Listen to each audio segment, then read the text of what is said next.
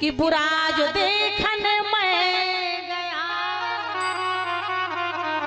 संसार में कोई बुरा नहीं, बुरा जो देखन मैं गया और बुरा न मिलिया कोई, जब दिल खोजा आपना मुझसे बुरा न को।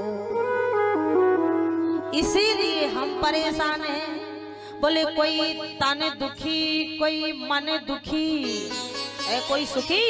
बोले भाई जितने भी पंडाल के अंदर बैठे हैं, कोई भी हाथ उठा के बोल दे कि मैं सुखी हूं। इस संसार में कोई सुखी नहीं।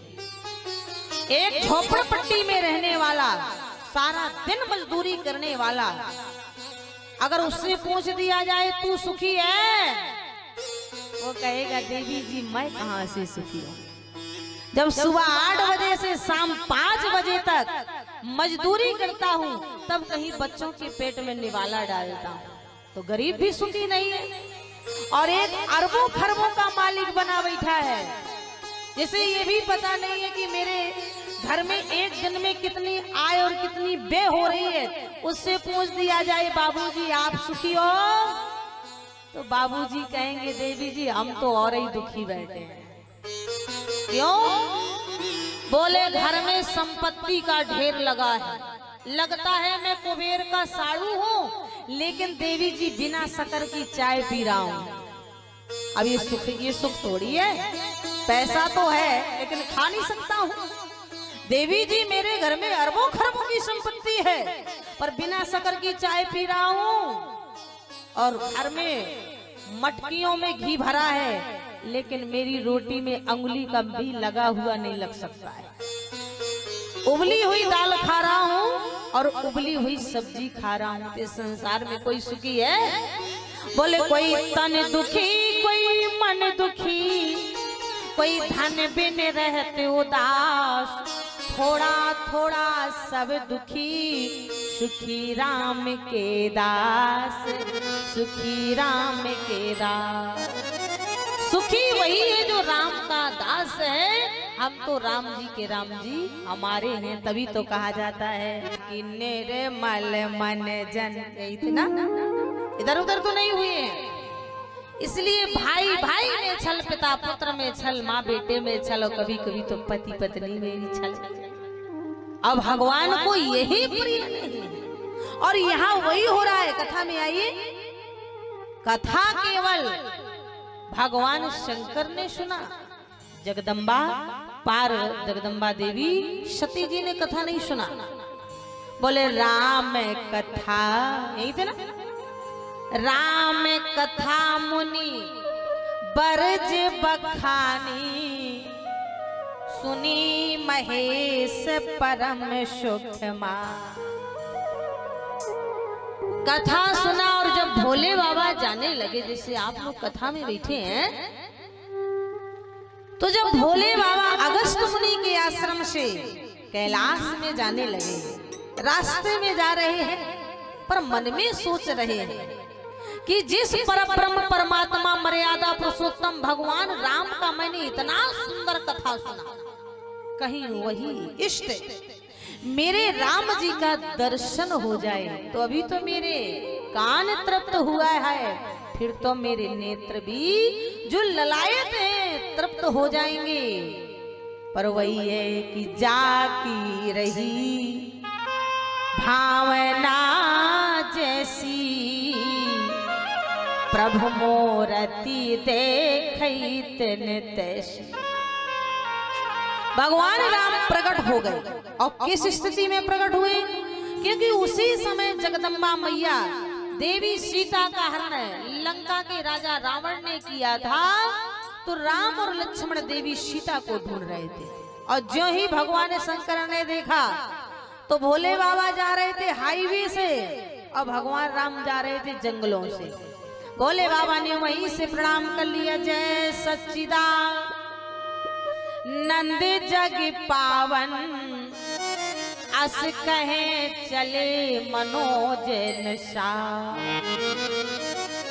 कामदेव के देव भस्म करने वाले भूतनाथ भोले बाबा ने जैसा सदानंद कह के प्रणाम किया, पुलकित हो गए, गदगद हो गए। वाह प्रभु वाह, मैं तो धन्य हो गया, अभी कथा सुन के आया और अभी अभी तुम्हारा दर्शन किया, मैं तो धन्य हो गया, धन्य हो गया। जय हो प्रभु जय हो। सती मैया ने धक्का मारा, देवी सती ने धक्का मारा। महाराज क्या है, ज्यादा लग गई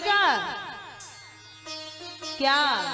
बोले बूटी, समझ गए कि नहीं समझे? बोले बाबा चिलम ठोकते थे, नहीं ठोकते थे? बोले बाबा चिलम ठोकते थे, भांग धतूरा खाते थे। तो जगदम्बा देवी सती ने कहा महाराज कहीं ज्यादा तो नहीं भांग की 1-2 गोली खा ली, या आपने ज्यादा एक आध चिलम गांजा पी लिया हो?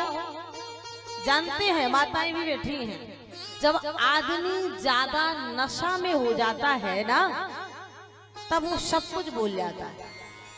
क्यों भाई, यहाँ के लोग भी नशा करते हैं कि नहीं करते? शायद पर यहाँ तो नहीं करते हैं, कि मुझे ऐसा लग रहा है यहाँ नशा नहीं चलता होगा, भांग गांजा। क्यों भाई लंबड़दार, यहाँ तो नशा नहीं चलता होगा, ऐसा लग रहा है? और माताएं बहनें भी यहाँ बैठी हैं, जिसका पति नशा करता है वो तो माँ बहन ही बता सकती है, उसके बच्चे भी बता देते हैं। हाँ महाराज एक और नशा चला है, यहाँ भी होगा, महुआ रस। धर्म मंच से उसका वैसे नाम नहीं लेते हैं, तो हम लोग उसको महुआ रस बोलते हैं। महुआ रस तो है ना। हाँ, और जब महुआ रस पी लेता है सज्जन, फिर कैसे करता है शाम को? ऐसे चलता है, नहीं चलता है? एक बार एक राजा की सवारी आ रही थी, राजा की सवारी आ रही थी, और वहां से एक सज्जन महुआ रस लगा है और ऐसे झूम के चलता है, इतना झूम के चलता है कि नाली में जाके गिर जाता है। वो तो वो इंसान है जिनमें कुत्ते भी जल चढ़ा दे, नहीं चढ़ाते?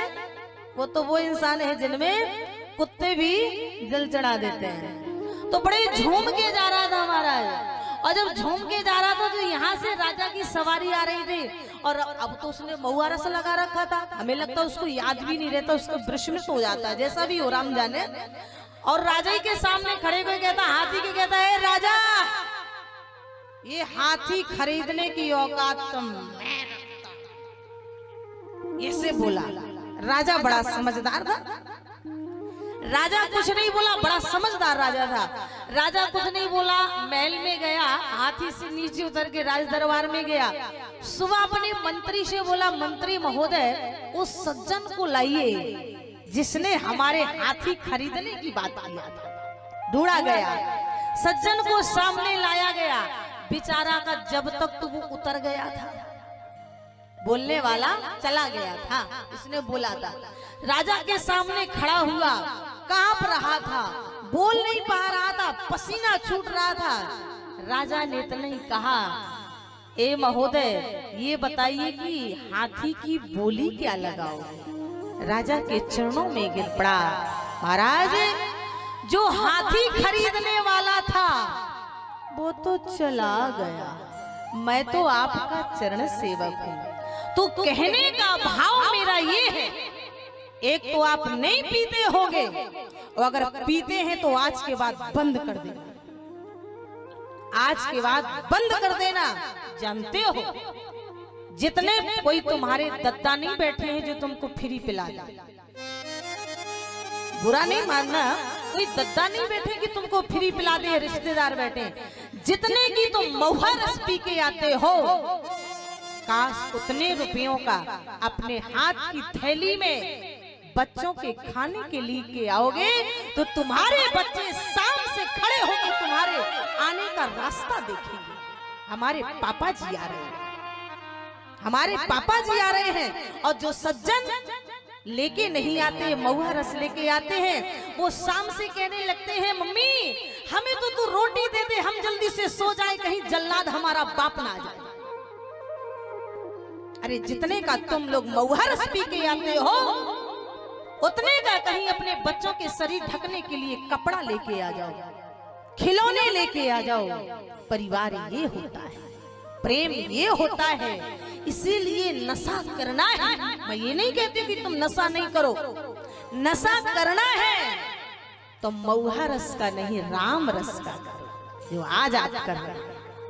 महुआ रस का नहीं, राम रस का करो।